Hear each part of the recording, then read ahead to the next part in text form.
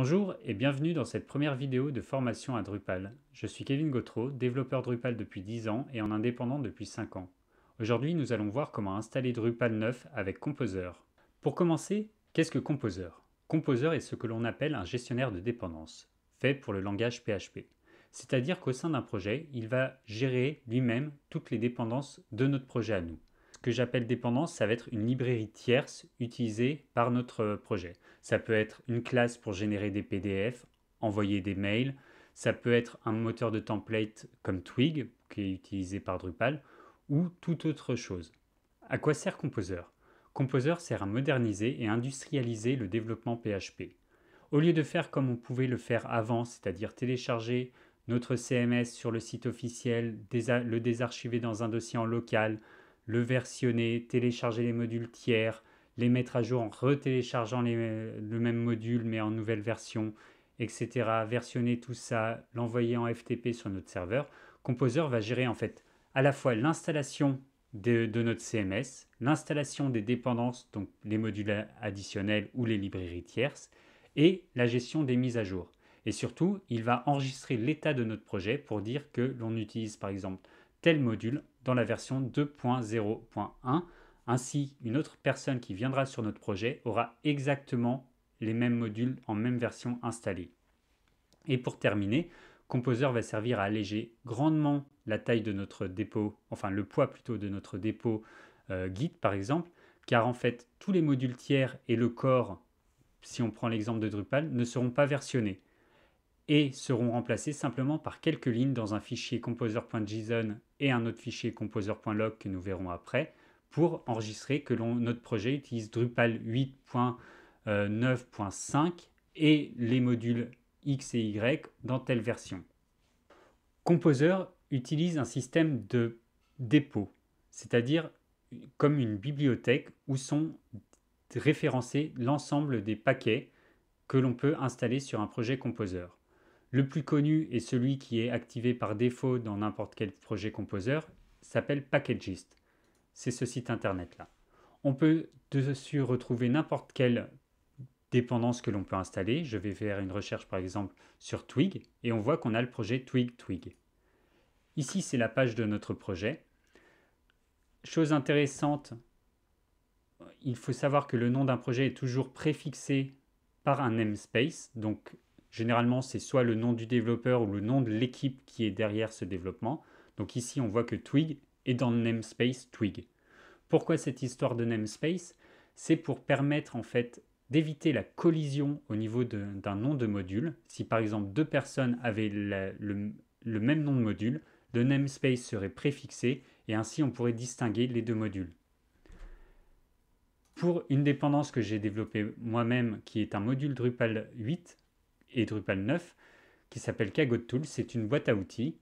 Ce projet est hébergé sur GitHub, comme vous pouvez le voir ici, et ainsi les sources sont accessibles à tout le monde. À partir d'un projet GitHub, il est très facile de créer un dépôt sur Packagist, et ce dépôt sera mis à jour à chaque fois que l'on met à jour notre dépôt sur GitHub. Si je fais un nouveau commit, une nouvelle version sera disponible sur GitHub.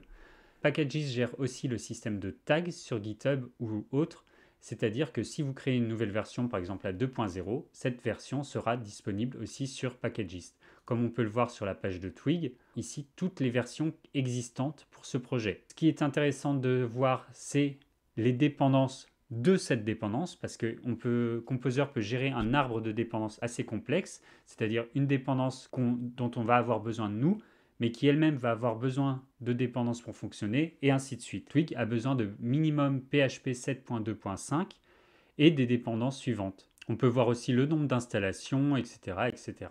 Drupal utilise son propre dépôt de dépendance Composer qui va contenir à la fois le corps de Drupal, mais aussi tous les modules tiers. Ce repository n'est pas relié à GitHub, mais il est relié directement à la forge de Drupal.org, qui est sur un GitLab qui est géré par l'équipe de l'infrastructure de Drupal.org. Tous les modules qui sont disponibles sur la forge de Drupal, c'est-à-dire sur le site Drupal.org, ont tous le même namespace. Donc c'est-à-dire qu'on ne peut pas avoir deux modules disponibles pour Drupal avec le même nom qui sont hébergés sur Drupal.org. C'est ce qu'on appelle le nom machine. Et ce namespace est à chaque fois Drupal. Donc par exemple, le module qu'on va installer tout à l'heure qui s'appelle module filter est installable via le namespace Drupal, donc Drupal/module_filter. Et si jamais Composer n'est pas installé sur votre machine, c'est très simple de l'installer. Vous trouverez toutes les indications sur le site de Composer dans Getting Started. Il est disponible, donc, comme je vous l'ai dit, sous Windows, Linux et macOS. Si vous souhaitez des indications pour l'installer sous Windows, retrouvez un lien sur mon site dans les commentaires avec toutes les indications et les différents utilitaires qui sont pratiques à utiliser. Et maintenant, comment installer Drupal avec Composer? Il y a pour ça deux solutions.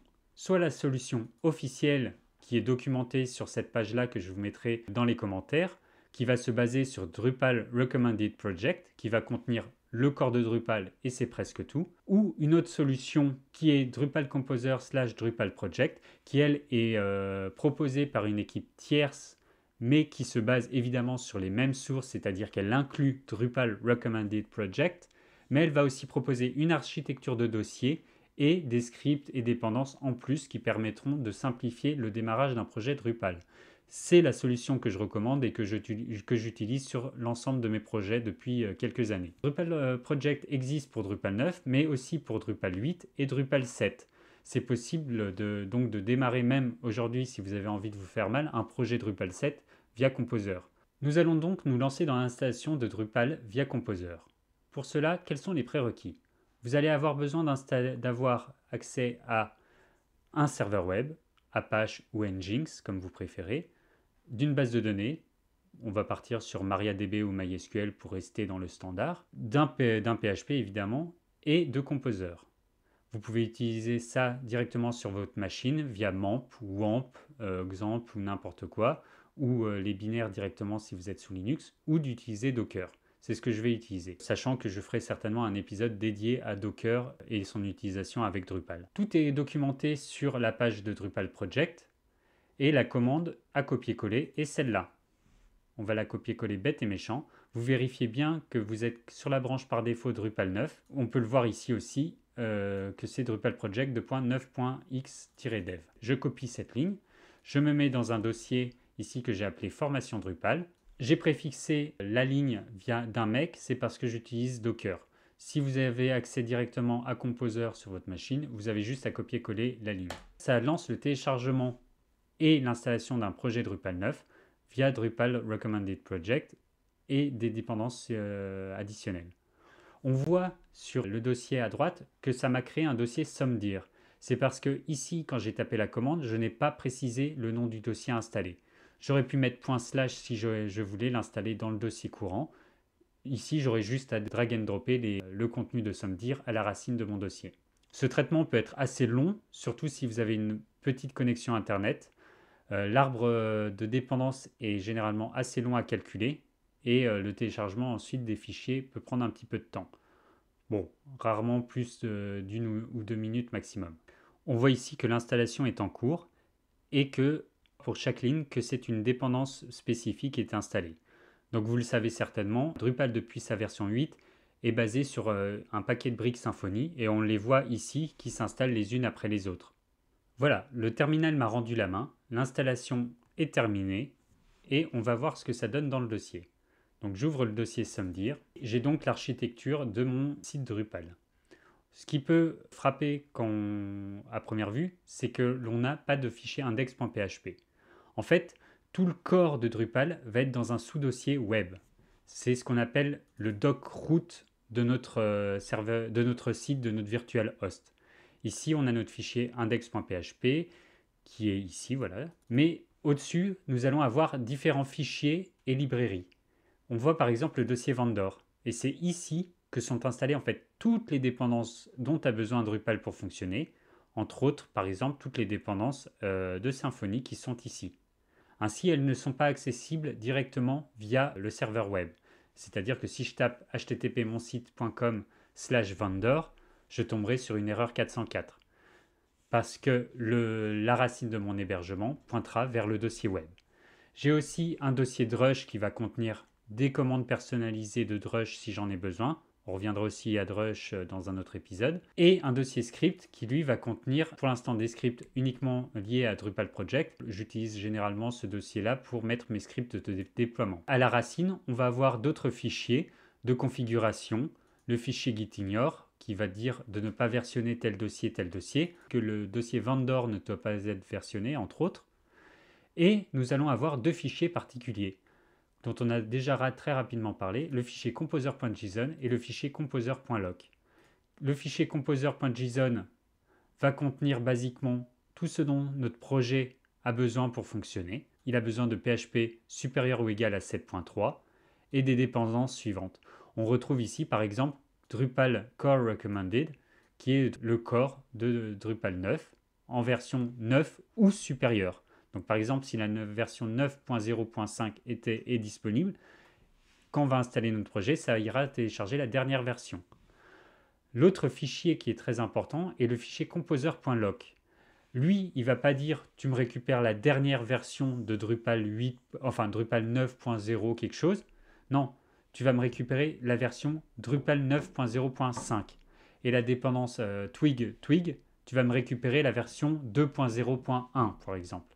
C'est ce fichier qui est très important pour que au sein d'une équipe dev, on soit sûr d'avoir tous exactement les mêmes versions d'installer de nos dépendances pour éviter les problèmes d'incompatibilité. Si vous souhaitez en savoir un petit peu plus sur le fichier composer.json et le fichier composer.lock, je vous invite à rapidement lire cet article qui est présent sur mon blog qui va vous expliquer un petit peu les différences et les principes fondamentaux des deux fichiers. On l'a vu, je suis dans un dossier SUMDIR, donc je vais récupérer tous ces fichiers-là, couper, coller ici, je supprime le dossier dir, et voilà, je suis prêt à installer mon Drupal. Dans le cadre de cette formation, j'ai déjà préconfiguré un vhost via Docker. Si vous utilisez LAMP, WAMP, MAMP, NAMP, n'importe quoi, n'hésitez pas à configurer votre virtual host à ce moment-là. Je peux maintenant aller voir dans mon navigateur sur l'URL configurée via mon virtual host. Dans mon cas, c'est formation avec un s-drupal.test2.8000. À vous d'ajuster ça en fonction de votre configuration. Je tombe donc sur l'écran d'installation de Drupal. On peut choisir, c'est une nouveauté de Drupal 8, la langue d'installation. Il ira automatiquement télécharger les traductions disponibles.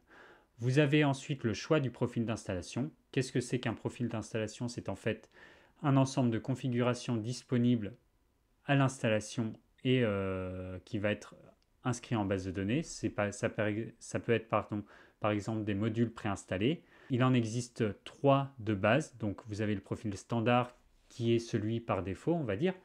Vous avez le profil minimal qui va lui contenir le corps de Drupal et très peu de modules core installés en plus. Et enfin, un profil de démonstration qui est un profil qui vise à faire découvrir Drupal avec déjà du contenu préconfiguré. C'est dans notre cas un site de recettes de cuisine. Nous allons choisir le profil standard. Il faut à ce moment-là renseigner les paramètres d'accès à notre base de données. Donc à vous d'adapter en fonction de vos besoins.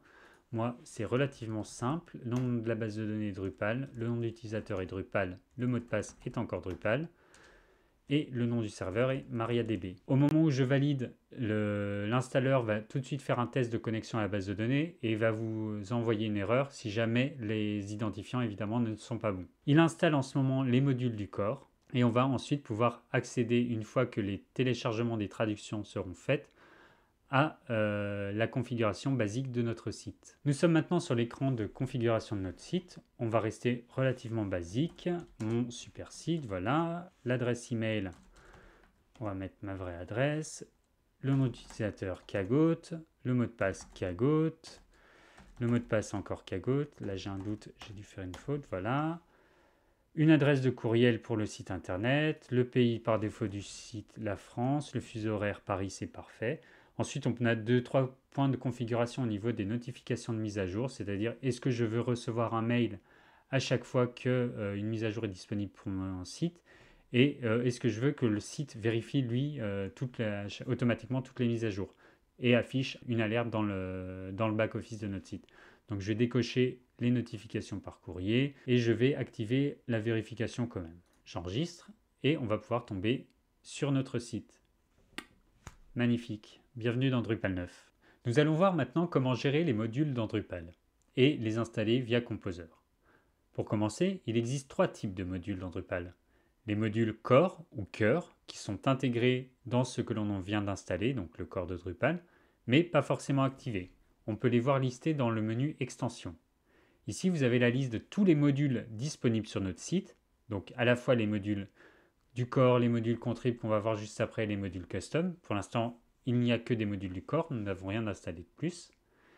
Et nous pouvons voir leur état en fonction de la petite coche ici. Ce module-là est donc installé, tandis que celui-là ne l'est pas. Pourquoi? Parce qu'on considère dans un profil d'installation normal que certains modules sont indispensables. Pour certains, ça va être discutable. Par exemple, le module command que j'ai pour habitude de désactiver assez régulièrement. Mais c'est un peu plus compréhensible pour le module forum. Tous les sites n'ont plus forcément besoin d'un forum, surtout en 2020. Le deuxième type de module sont les modules contrib, qui sont des modules donc tiers, qui sont eux disponibles sur drupal.org. Ce sont des modules développés par des bénévoles, des entreprises, et qui visent à proposer des fonctionnalités additionnelles qui peuvent être utilisées par n'importe qui. Ces modules sont disponibles donc sur drupal.org, sur ce qu'on appelle une forge de développement. Vous pouvez voir ici la page d'un module tiers qui est disponible pour tout le monde. Donc, ce module est un module que j'ai développé qui s'appelle CK Editor Responsive Plugin, qui permet, pour faire rapide, d'insérer des zones responsives dans un éditeur de texte WYSIWYG ou RTE ou zone riche, etc. Ce module, n'importe qui peut l'installer très facilement. Drupal.org se base sur une forge qui est GitLab, qui a été mise en place donc, il y a quelques années, qui n'est pas gitlab.com, mais une instance de GitLab spécialement dédiée pour Drupal. Vous pouvez voir ici, par exemple, la page de projet du projet qu'on vient de voir, avec tous les commits, les différentes branches et les fichiers sources. Il faut savoir que tous les modules qui sont sur drupal.org doivent répondre à une certaine licence open source et doivent être donc disponibles gratuitement pour les utilisateurs. Nous allons donc installer un module Drupal qui ne va pas être celui-là, mais module filter qui permet de mettre en page d'une manière un peu plus ergonomique la liste des modules que nous avons ici. Nous pouvons voir sur la page du projet Drupal.org qu'il existe plusieurs versions, une dédiée à Drupal 8 et supérieure et une dédiée à Drupal 7. Pour installer un module Drupal, une fois que l'on a l'habitude, on sait que c'est simplement composer require Drupal / le nom machine du module. Je rappelle que le nom machine du module, c'est celui qu'on voit dans l'URL ici, module_filter. Et le namespace est donc Drupal. Si vous avez un doute, vous cliquez simplement sur la version que vous voulez installer ici et vous aurez la commande à utiliser. Donc composer require Drupal / module filter et ici le préfixe même avec la version spécifique que l'on veut installer. Donc je copie ça, je vais dans mon dossier, hop, je tape ça, il va résoudre les dépendances de ce module s'il y en a, et ensuite il va ajouter la référence à ce module au fichier composer.json et la référence exacte dans le fichier composer.loc, et enfin il va télécharger le module. Voilà, notre module est installé. On peut aller voir le fichier composer.json pour voir qu'il nous a bien ajouté ici Drupal module filter en version à peu près 3.1 ou supérieure. La version exacte est elle renseignée dans le fichier composer.loc. Où physiquement a été installé ce module, donc c'est dans le dossier web et dans le dossier module. On voit qu'automatiquement il a créé un dossier contrib et le module est installé dans ce dossier. Pourquoi? Car c'est une bonne pratique de distinguer les modules contrib des modules custom au sein du dossier module. Pourquoi? Dans le cadre d'un projet développé par une équipe ou qui doit être repris en main par une personne qui n'a pas développé le site, ça lui permettra rapidement de savoir quels sont les modules développés spécifiquement pour ce projet et quels sont les modules tiers auxquels elle doit évidemment ne pas toucher. Pour installer ce module maintenant, on se rend sur la page des extensions, on actualise. Soit on fait une recherche ici, module filter, et on la coche.